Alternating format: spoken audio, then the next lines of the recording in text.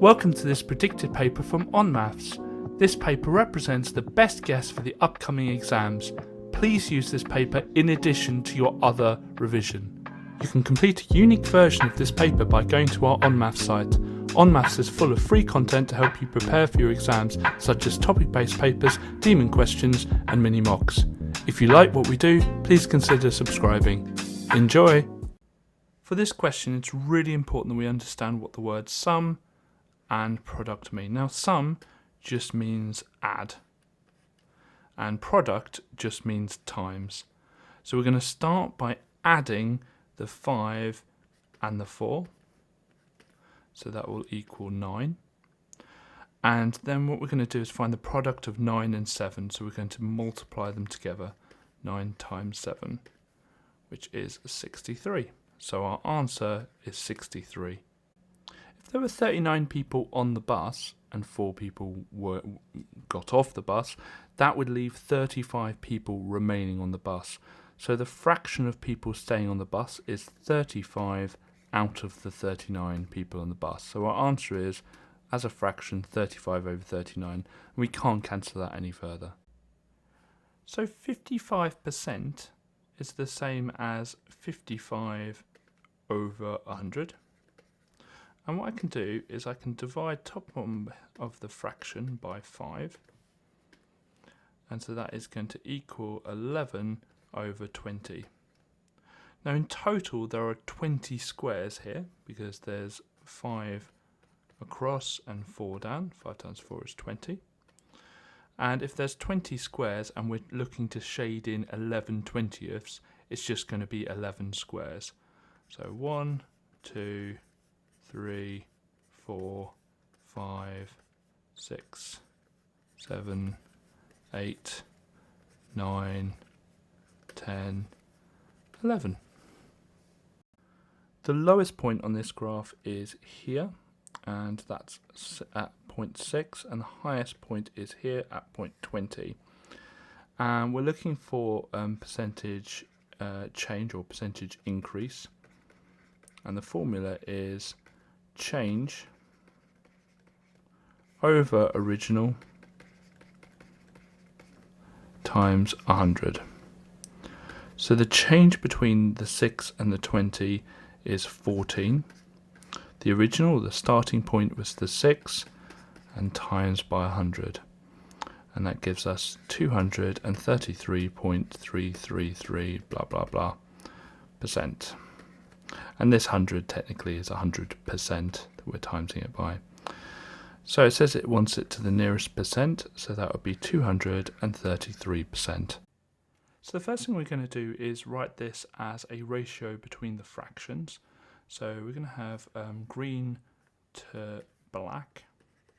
Now it says that a quarter of the counters are black, and therefore the remaining counters will be green. So if a quarter are black, that leaves 3/4 to be green. And what we can do here is, on both sides of the ratio, what I'm going to do is just times it by 4. So I'm just going to times 4 both sides. So 3 divided by 4 times 4, because over 4 just means divided by 4. So 3 divided by 4 times by 4 just gets rid of the fraction. And 1 divided by 4 times 4 is just going to be 1. Now, this might surprise some people because they will probably think it's a ratio of 4 to 1, but we can show here that it's a ratio of 3 to 1. So we have a set of vertically opposite angles here and here, and we're going to start with those because we have to find out what m is before we can work out what x is. And vertically opposite angles are always equal, so we've got 13m plus 39 is going to equal 2m plus 149. And we're going to get our lines in there because we're going to solve this. And to solve this, we first of all take away the smaller amount of m, because we've got m's on both sides. We can't really cope with that when we're solving. And so we've got a 13m and a 2m. So we're going to remove the 2m. We're going to take that away from both sides to start off. And so we're left with 11m plus 39. And we've just got the 149 on the right hand side. Next we're going to remove the number. So take away 39 from both sides. And we've got 11m is equal to 110. And then we're going to divide both sides by 11 to find out what m is. So m therefore equals 10. So we know if m equals 10, we can then work out x. And the way we can do that is the fact that this one and this one are both on a straight line. So they are both on this straight line here. So we know that they've got to add up to 180. So let's write that down.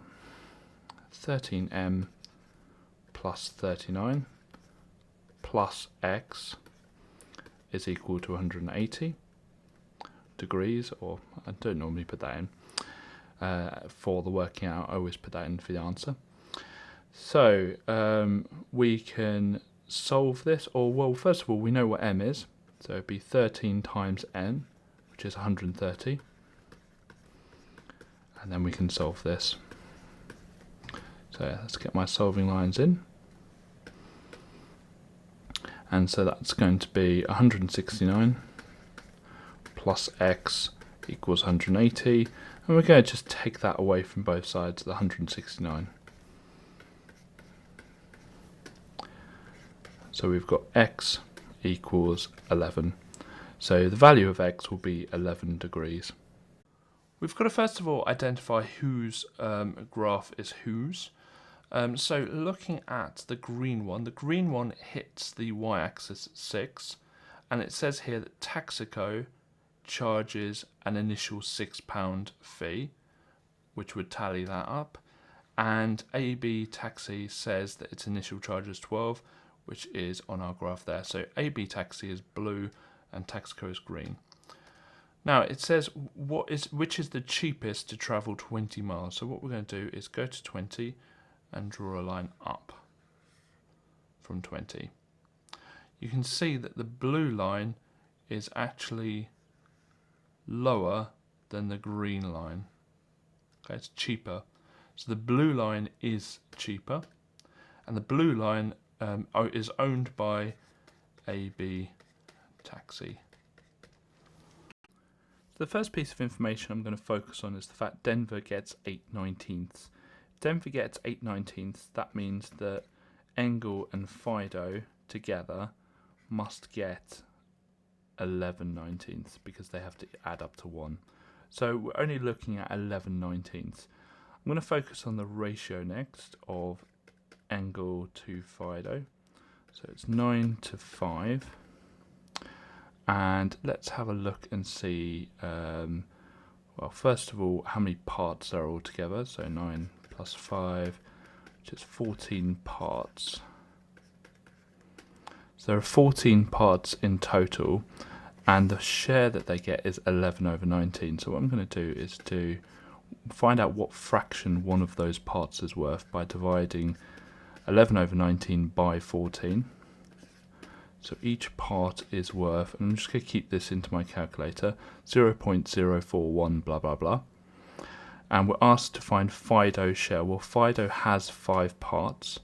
So Fido has 5 parts, each of them worth 0.041 blah blah blah. I've kept it in my calculator to keep the accuracy.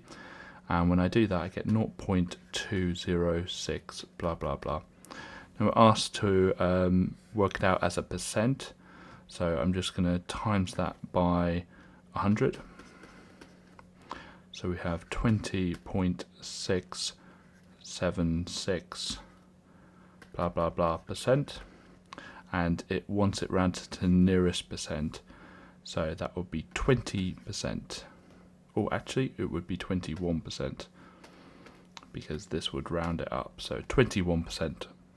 To work out the area of this shape, what I'm going to do is I'm going to work out the area of the big rectangle that it's almost a big rectangle, and I'm going to take away the area of this small little bit at the bottom, and I'm going to label this big rectangle A and this little rectangle here B.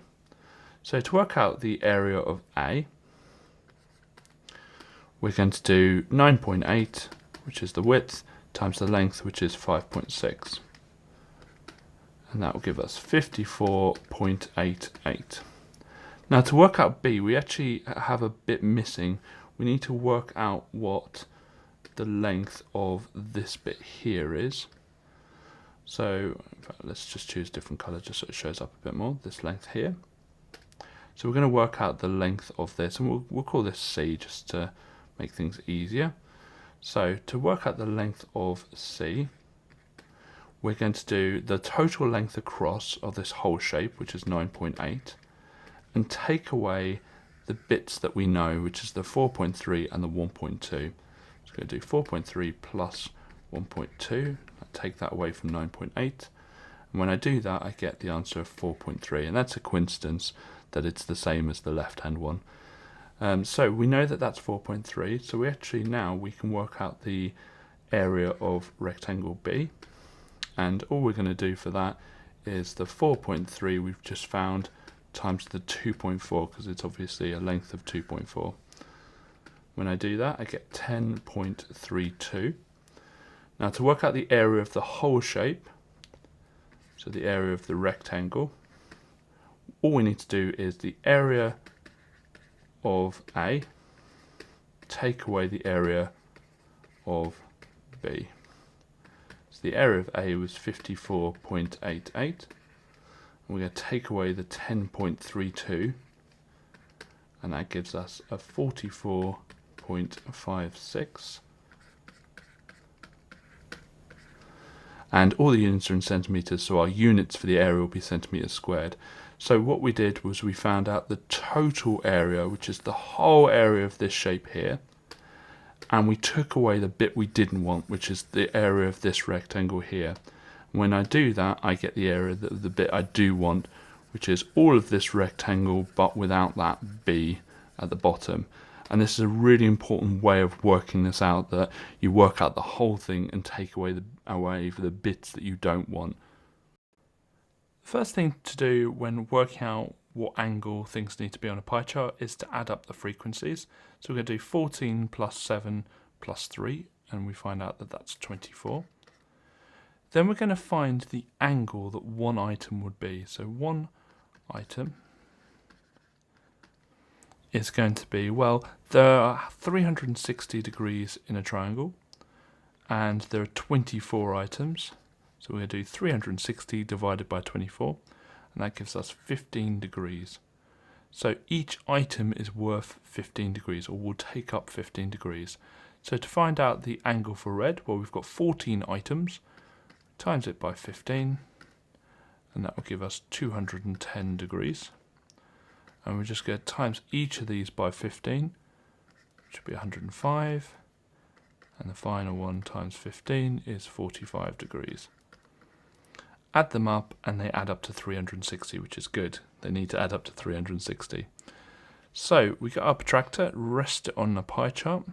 Now we know 180 is down here, so the first thing we're going to do is just mark that on, because the first angle is going to be 210, so we know that's 180 so far. So I'm going to turn my protractor around, and from 180, 210 will be another 30, so I'm just going to plot that on. And then I'm going to join it up. So start at the center and join that up. And we're going to stop when the circle stops. Then to do 105, we're going to put our protractor in the middle. And we're going to look at 105, which will be up here. And then we're just going to join it up with a straight line. And then we're just going to check the last angle. And so if I put my protractor on it, and it is 45 degrees. Perfect. Now, an important step to not miss is you need to label them. And so the first one is red, the second one is blue, and then the final one is other. So firstly, we're going to work out what the percentage increases are as a multiplier. So we start off with 100%. Jane has a 1.2% interest pay rise, and so that would be 101.2%, and we divide that by 100, to make it a multiplier. So the multiplier is 1.012. So we get the 20,000, times it by 1.012, and that gives us 240. Next we do the same for Lenny, so that is Jane. And so let's do Lenny. And so that's 100% plus the 1.5% will be 101.5%. Make that a multiplier, 101.5%. We divide that by 100, which gives us 1.015. And then finally what we do is we get the 17,000 times it by the multiplier. And when we do that, we get 255. So Lenny has 255, Jane has 240. So it says which of the employees has a larger pay increase and by how much. So the answer will be Lenny, and it's by £15 because that's the difference between these. To answer this question, we're going to have to create a two-way table for all the information. So I'm just going to draw a quick table. So we've got maths, English, science, then a total column. And then across here we have male and female and a total column. Okay, so going to fill in maths at the top, English, science, and then we have a total.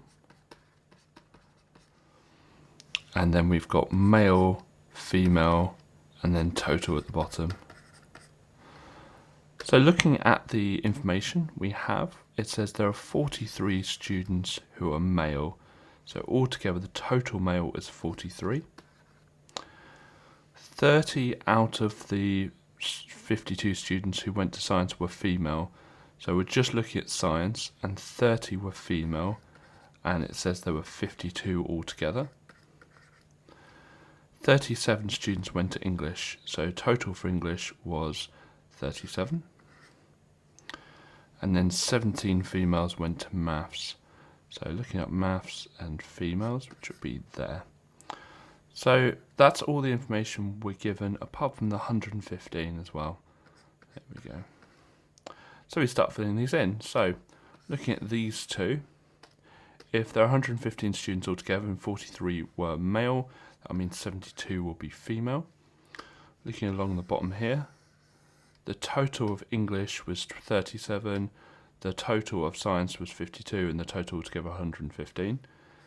And notice I'm not necessarily reading the question here, I'm just filling out the two-way table, but we'll read the question at this point. So it says work out the number of males who went to English. Males who went to English will be this box here, so this is our target. But you can't work that out directly, we've got to kind of go around and work out what we can. So the next thing we can do is work out this bit here. So the total females 72, the females who went to maths 17, the females who went to science 30, so that leaves 25. And then you can see here we can work this out. So the total was 37 who went to English, 25 females, and so that means there will be 12 males. So the only way of answering this question is to work out what these are as ordinary numbers. And so 7 times 10 to the power of 7 would be 7, 1, 2, 3, 4, 5, 6, 7. And 9 times 10 to the power of 4 would be 90,000, so that would be 9, 0, 0, 0, 0. And so we're just subtracting them like that. And so we'll get 6, 9, 9, 1, 0, 0, 0, 0. And obviously if this is on the calculator paper, just type it into your calculator. There are no tricks here, you can't do anything with the 7 and the 9, you're not subtracting powers or anything, you're just literally typing in what it says.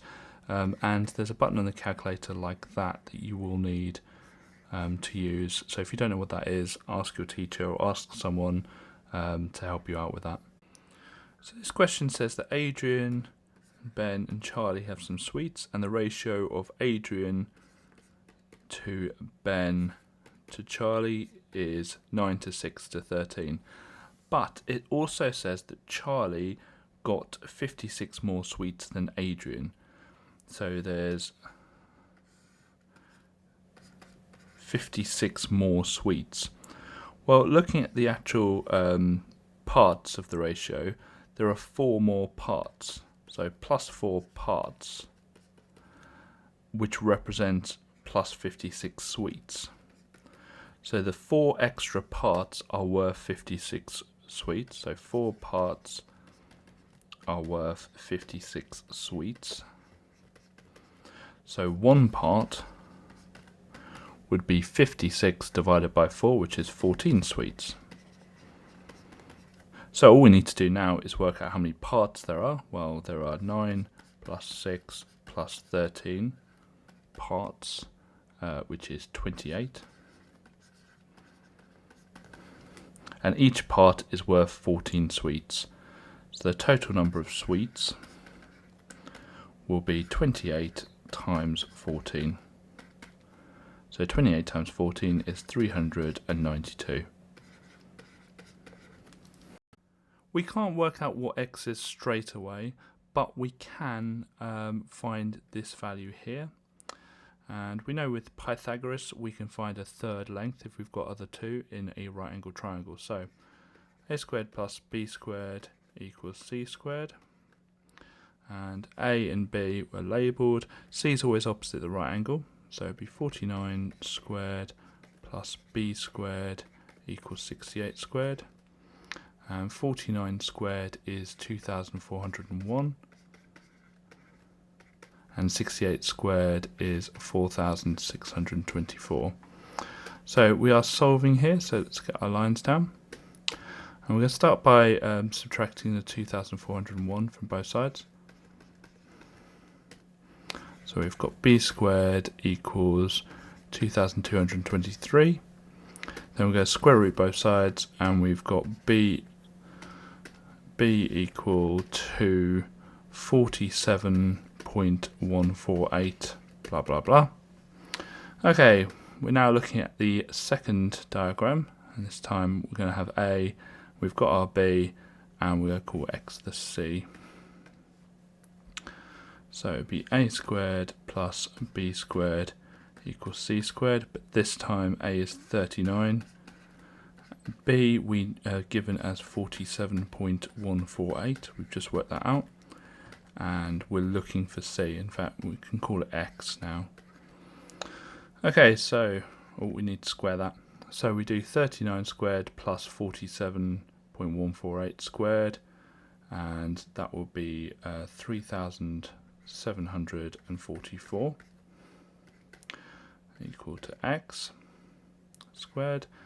And we'll just get our lines in because we need to square root both sides, and we get 61.188 blah blah blah is equal to x.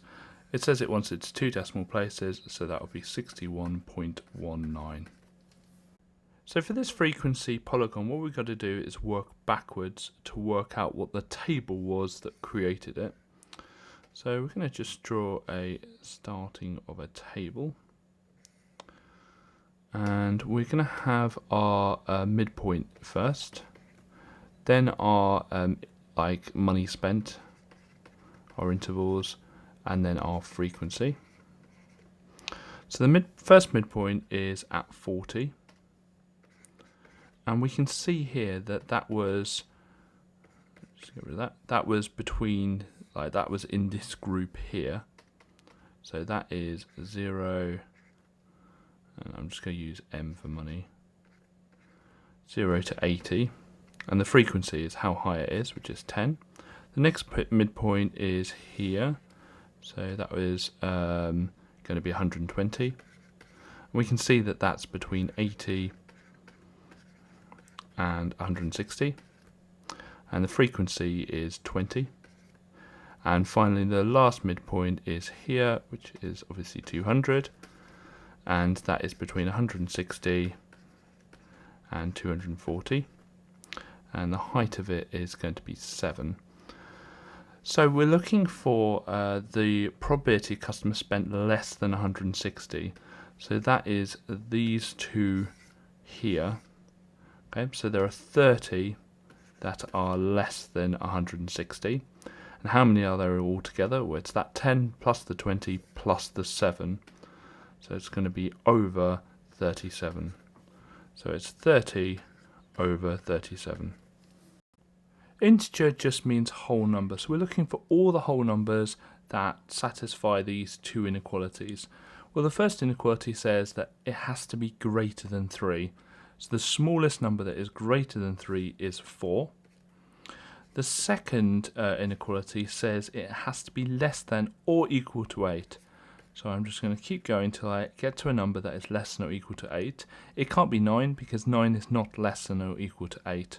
So our answer is 4, 5, 6, 7 and 8. So to find the area of a rectangle, we just multiply the width and the length. So that's what we're going to do here. But whenever you have an expression representing a length or a width or anything really, you just put brackets around it. So we go u minus 2 times u plus 9.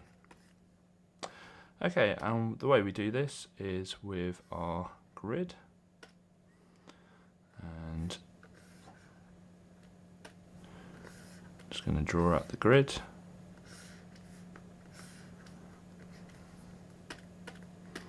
And so we've got u minus 2, and we're multiplying it by u plus 9. Don't want too many for some reason. And so we've got u times u, which is u squared, u times minus 2, which is minus 2u, 9 times u, which is 9u, and 9 times minus 2, which is minus 18. And what we're going to do is we're just normally going to be able to add these ones together. So our answer will be u squared, and then we're going to do 9u plus minus 2u. Well, that's just going to be 9u take away 2u, which is 7u. So plus 7u, and then minus 18 at the end. So it's really important, first of all, we make clear about how we convert things. So if I've got a unit in kilometers, and I want to convert it into meters, then we know we just times it by 1,000. So 2 kilometers is 2,000 meters. But if I have something in kilometers squared, and I want to convert it into meters squared, I actually times it by 1,000 squared, which is 1,000 times 1,000. Okay, so I'm actually times it by not 1,000, but 1,000 squared. So that's another 3 zeros. You can see here that that's 1,000,000. So we times it by 1,000,000. So 13 kilometers squared is going to be the 13, and then it's going to be times by 1,000,000. So 1, 2, 3, 1, 2, 3. So it's going to be 13 million. Now, it says here the farmer must pay 1 pence tax for every metre squared. So this is going to be 13 million metres squared. And so that's going to cost him, or her, 13 million pence. But the answer is going to be in pounds. So we just need to get rid of 2 of the zeros at the end. So it's going to be 13, 1, 2, 3, 4. So it's going to be £130,000. So 7 times 10 to the power 4 is going to be 7, and it's going to be 70,000. And 9 times 10 to the power of 7 will be 90 million.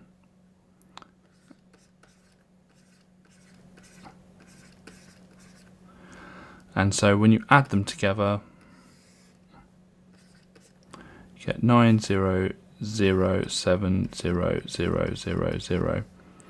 Now, if you have access to a calculator, if this is on the calculator paper, then you can just type it into your calculator. Some people think there's a quick way of doing this, like adding the 7 and the 9. There isn't. You've just got to work out what this number is, work out what this number is, and add them together. Whenever we do these kind of questions, it's always best to convert the pattern into numbers.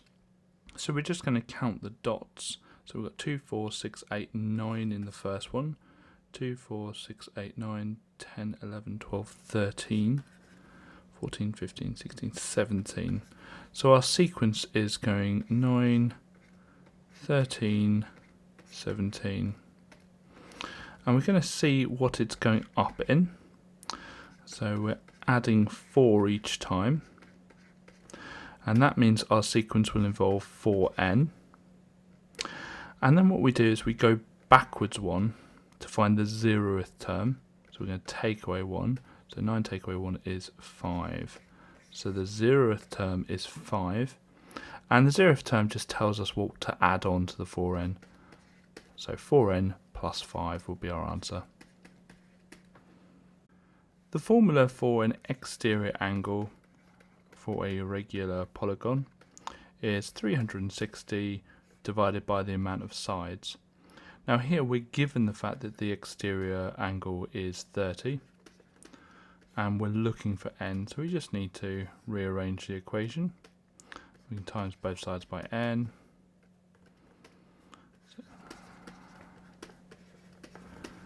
And then divide both sides by 30. And so we've got n equals 360 divided by 30. And when you do 360 divided by 30, we get the answer of 12. So it's a 12-sided shape. So we're going to write an expression for the amount of people on the first bus. So they've started with X passengers and they've gone to 11 bus stops with X passengers. So altogether that is 12x. So we're going to have the first bus. And so we've got 12x. And then on the last bus stop, 19 passengers get on. So plus 19. Now for the second bus, well, we start with X and a further 5x come on, because 5 bus stops with X passengers, so that's 6x altogether. And then 79 get on. And it says the first bus finishes with less passengers than the first. So the first bus finishes with less. And the way we show that is with this inequality here. Now all we need to do is solve that inequality. And we've got x on both sides, so we look at the x's. We've got 12x and 6x, so we always take away the smaller amount. So we're going to take away the 6x both sides.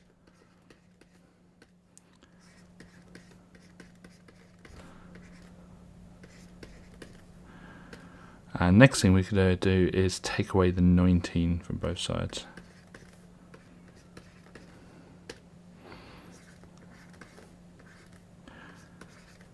And so, meant to be 60. Got ahead of myself. And the last thing we do is divide by 6 both sides. And so we've got x is less than 10. Now, it says here, assuming no passengers got off either bus, what is the largest value for x? Now, it is tempting to write down 10, but it says x has to be less than 10. So the biggest number we can get that is less than 10 is 9. So if we imagine we've got the 25 meter pipe here, and we've got the 35 meter pipe here, the question's basically asking us what can we cut all these pipes into, and they all have to be the same length that will fit with the 25 meter and the 35 meter. And essentially what this question is asking is, what is the highest common factor of 25 and 35? So to find the highest common factor, what we do is we just find the factors of 25, which is 1 and 25 and 5 and 5, and the factors of 35, which will be 1 and 35 and 5 and 7. And the highest common factor is the number in both lists, the highest number in both lists, so it's 5. So what we can do is we can cut all of these pipes into 5 meter pipes. So 1, 2, 3, 4, not to scale, and then 7 of these, so 1, 2, 4, 5, 6, and so there's 7 in total. So each of these are 5 meter long, and there's no wastage. and that's the longest we can make the pipes for there to be no wastage at all. So my answer is 5 meters. It doesn't look like it, but we actually have a quadratic here, and the reason it doesn't look like it is because we don't have an x term, but as long as we have an x squared term and a number term, we definitely have a quadratic. And notice something about this second number. It's a negative version of a square number, and that will always be the case because this question is using something called difference of two squareds. And it's very, very simple to work out. What you do is you put down two sets of brackets and you square root the first term, well that's just going to be x, and you put the positive and negative versions of the square root. So we're going to square root 121, which is 11, so we're going to put plus 11 and minus 11, and that's it. Now when we expand that, and we'll just go quickly expand that now to have a look, it's going to be x squared plus 11x minus 11x minus 121, and notice that the two x terms cancel each other out, which is why we don't have the x terms. When factorising quadratic, and this is a quadratic, so we've got an x squared term, an x term, and a number term, what we need to do is we need to find numbers to put in two pairs of brackets, and to do that, we first of all look at the number on its own, the 28, and the two numbers, we need to find two numbers that multiply together to make that 28. We also look at that minus 16, the coefficient of the x term, and we know that they've got to add together to make that minus 16. So something you can do is just quickly write down the factors of 28, and so that's going to be 1 and 28, 2 and 14, 4 and 7. Now they can actually both be negative as well, so minus 1 and minus 28 is still multiplied together to make 28, minus 2 and minus 14, and minus 4 and minus 7. But they need to add together to make 16, so we're going to check these to see which add together to make 16. So looking down the list, it's going to be these two here. Minus 2 plus minus 14 is minus 16. The first terms in our brackets are both going to be x, and we're just going to put the minus 2 in one of the brackets and the minus 14 in the other. The word truncated means that we just literally cut off the next number along. So if we imagine this is our number, we just cut it off. So it's not the same as rounding. We just don't change this digit at all. We just cut off the remaining digits. So the smallest number it could be before it was cut off is 79.500000. The largest number it could have been, well, it could have been 79.5999, etc. So that's the largest it could have been. So to do our error interval, well, the smallest it could have been is 79.5, and it could have been 79.5, and we'll call this x. But we're looking at any number that is less than 79.6. So any number that's less than 79.6. If it was 79.6, then when we cut it off, it would show as 79.6. What I'm going to start off by doing is rearranging this equation so that it kind of matches this one. So I'm just going to write it down.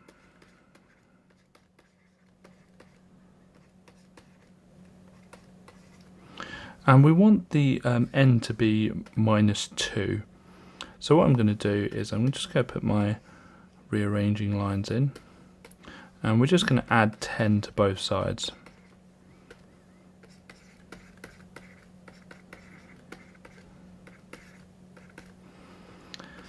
Now, we've already got this line drawn for us on this graph. And so all we need to do is draw this line. So we've got y equals 10x squared plus 8x minus 2 drawn for us. We just need to draw this line, which is y equals 10, and see where they cross over to find the solutions. So y equals 10 will be all the way up at the top, Let's just make sure I get it nice. There we are. I need to move that up a little bit. There we are. And let's read off the values that that gives us. So it comes down here, and it comes down here. So the values it comes down to are minus 1.6 and 0.8. And those are our solutions.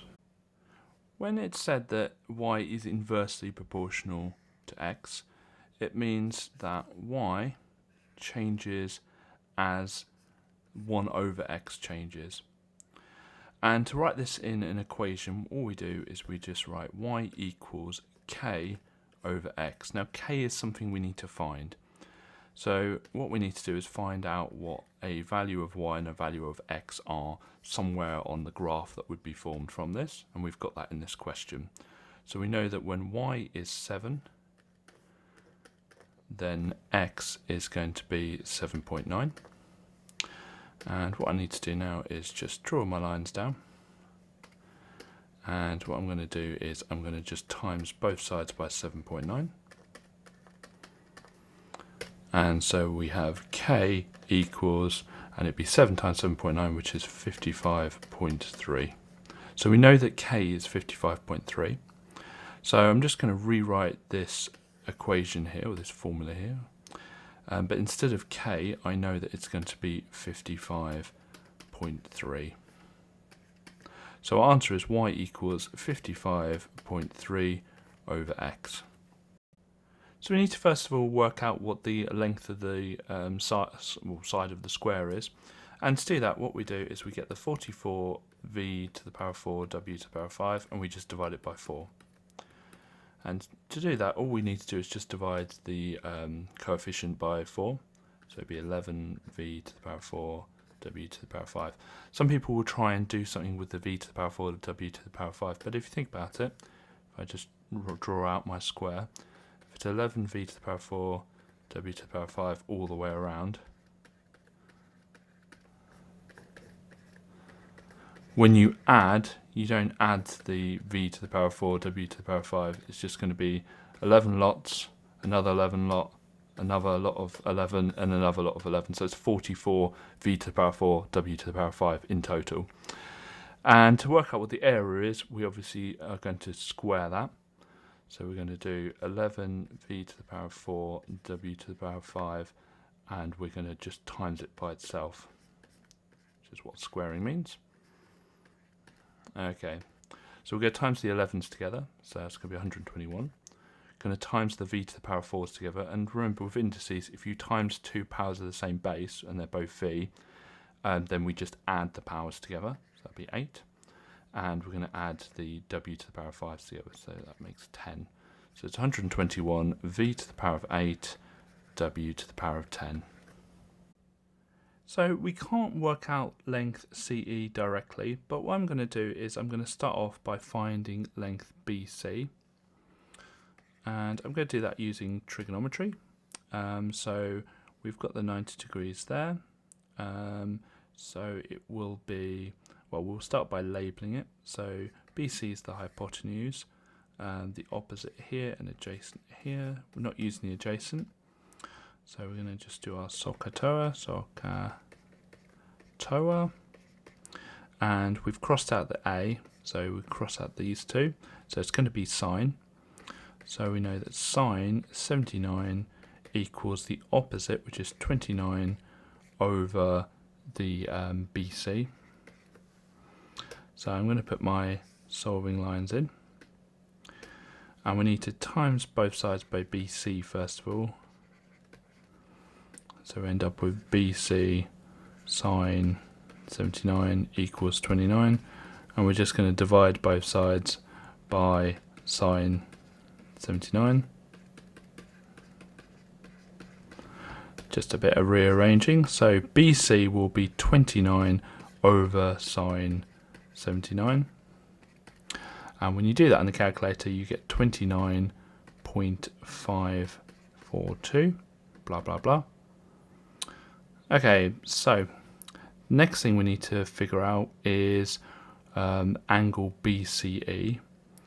So where are we? This angle here. And to work that out, we're just going to take 79 away from 90. So angle BCE is 90, take away 79.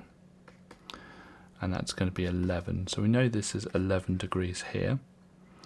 And we have enough information now to work out CE, because we've got this triangle here, and we've got this length here, the BC, and we've got this angle here. So we've got enough information now. So we're going to look for length CE. We're going to first of all label the sides. So we've got the opposite here, the hypotenuse opposite the right angle here, and the adjacent here. So this hypotenuse is now an adjacent. We're not using the opposite at all, but we are looking for the hypotenuse. So let's do our little triangles now, find out which one we're using. So we're not using O, so we get rid of sine and tan, and it's going to be a cos. So it's going to be cos 11 equals the adjacent, which is the BC value we've just worked out, over the hypotenuse, which is CE. Now hopefully you've realised from when we did it with the sine thing here, that actually we can just swap these two things over. So we can have it as CE equals 29.542 blah blah blah over cos 11. Okay, then we put that into our calculator and we get the answer of 30.095 blah blah blah, and it wants it to one decimal place, so that will be 30.1.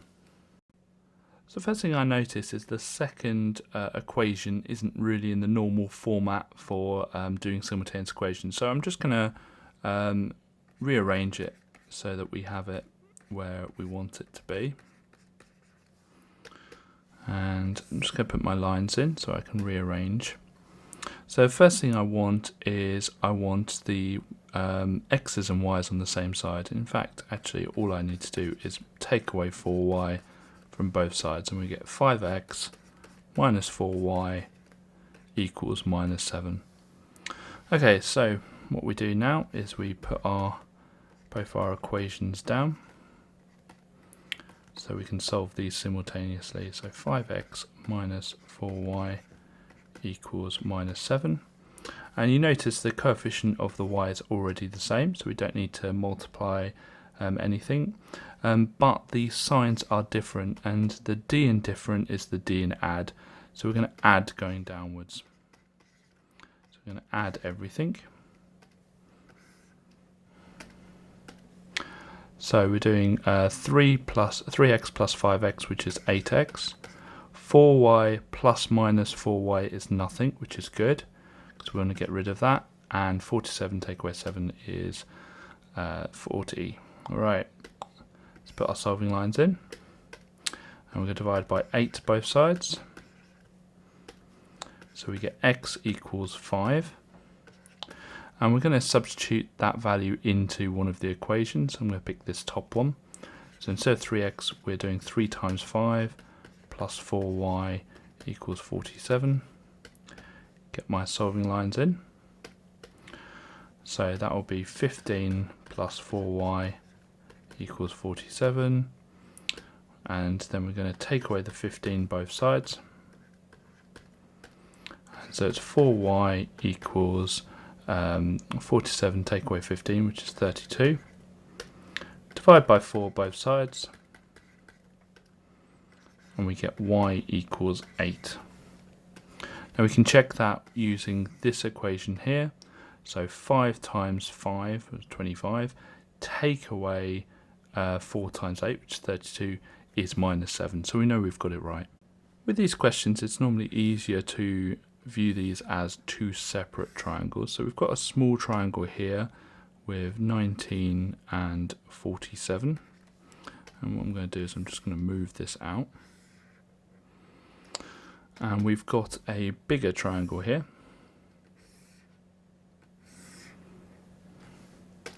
And we've got, well, we've got a bit of, we don't really know what any of the sides are just yet, but we can work them out.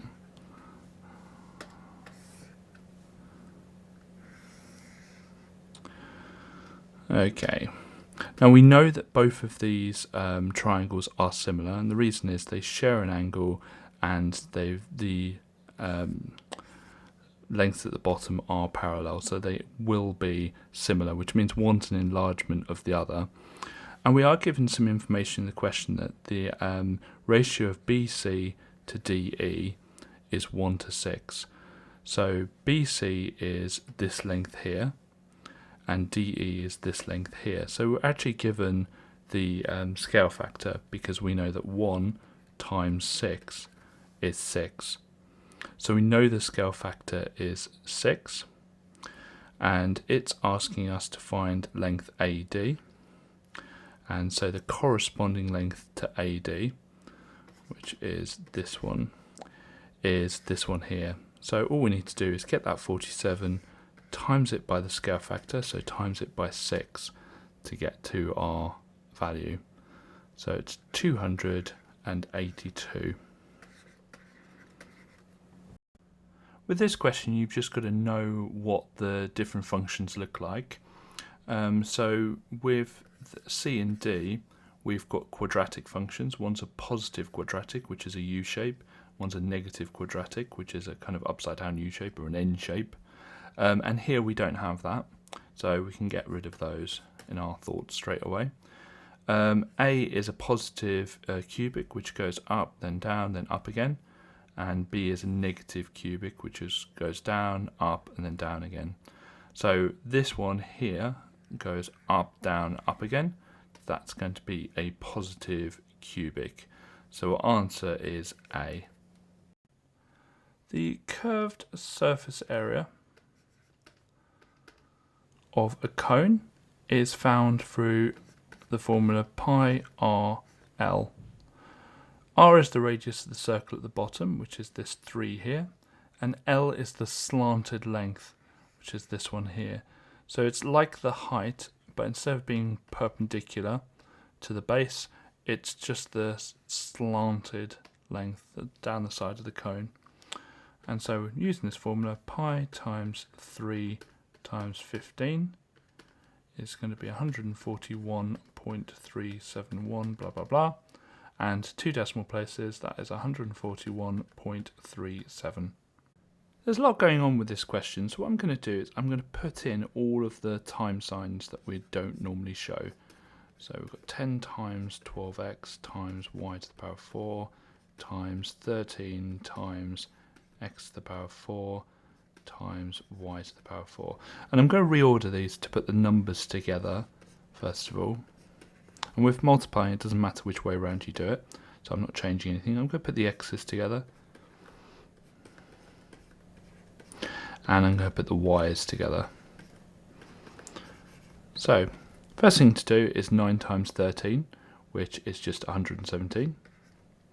Then we've got x to the power of 12 times x to the power of 4. Now we know when we multiply two powers of the same base, and the base is x on both of those, we just add the powers. So it's 12 plus 4, which is 16. So it'll be x to the power of 16. And then y to the power of 4 times y to the power of 4, we just add them together, so it's y to the power of 8. You can complete a unique version of this paper by going to our onmaths site. onmaths is full of free content to help you prepare for your exams, such as topic-based papers, demon questions, and mini mocks. If you like what we do, please consider subscribing.